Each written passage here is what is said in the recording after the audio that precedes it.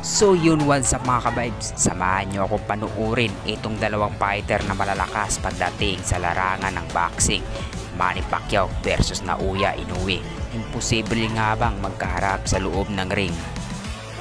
Kaya naman mga ka-vibes, kung gusto mo ring magharap itong dalawang fighter sa loob ng ring ay huwag kalimutan na i-share ang video at i-follow na rin ang ating Facebook page. Maraming salamat mga ka-vibes.